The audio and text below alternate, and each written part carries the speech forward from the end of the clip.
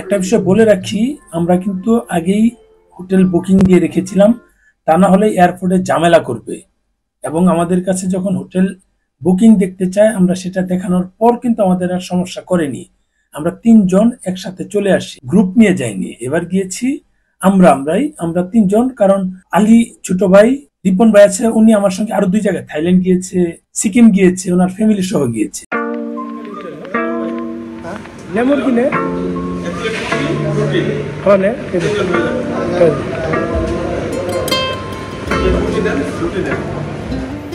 এই যে নান, এটা হচ্ছে 3 রিঙ্গিত।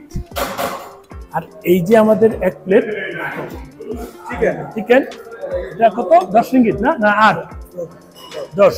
আর সবজিটা 5 রিঙ্গিত।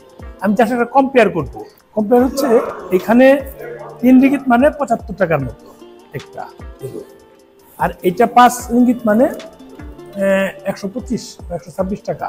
আমরা যদি থাইল্যান্ডে যাই, পাতায়া বা ব্যাংককে যেখানেই খাই, একটা প্লেট কিন্তু 2 থেকে 250 বাত নেয়। এই পরিমাণ 250 বাত মানে কি প্রায় 1000 টাকা। এই যে সবজি এটুক প্রায় 2 থেকে 250 বাত নিলে, তার মানে প্রায় ওই 700-800 টাকা। আমরা এখানে যেটা খাচ্ছি, আর এইটা নাম নিচ্ছে 75 বাংলা টাকা আসে, বা 76 বাংলা টাকা যেটা আসে। এরকম মানে সস্তায় খাবার আমি থাইল্যান্ড আর মালয়েশিয়াতে পার্থক্য করতে অনেক পার্থক্য, অনেক। আমরা যেখানে খাই ওখানে বাঙালি হোটেলে, আমরা কিন্তু বাঙালি হোটেলে খেতে আসছি। এখানে কিন্তু আলহামদুলিল্লাহ মানে আমরা স্যাটিসফাই, যে খাবার দাম যে পরিমাণ খাচ্ছি স্যাটিসফাই।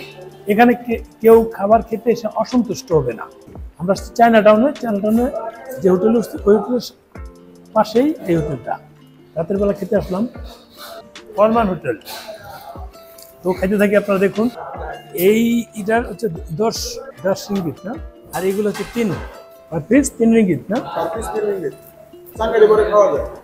তাই আমরা আমাদের রাতের খাবারের বিল পরিশোধ করে হোটেলের দিকে রওনা দিব। একটা বিষয় বলি, এখানে কিন্তু খাবার খুব সস্তা, আর বাংলাদেশি খাবার অ্যাভেলেবেল পাওয়া যায়। আমরা হোটেল থেকে বের হয়ে সামনে দেখলাম যে এই লোকটি, উনিও বাংলাদেশি। এই ফলগুলোর নাম ডোরিয়ান ফল।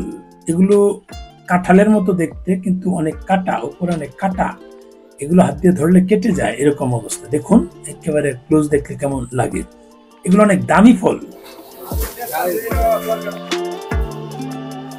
এরপর ওখান থেকে বের হয়ে হোটেলে যাওয়ার আগে আলী একটা মাল্টি চার্জার নিবে। মালয়েশিয়াতে আমরা যে চার্জারগুলো নিয়েছি, সেই কেবলগুলো আসলে মানে সকেটগুলো মিলে না, যার ফলে আমরা এখান থেকে একটা নিয়ে নিলাম ওখানে চার্জ দেওয়ার জন্য।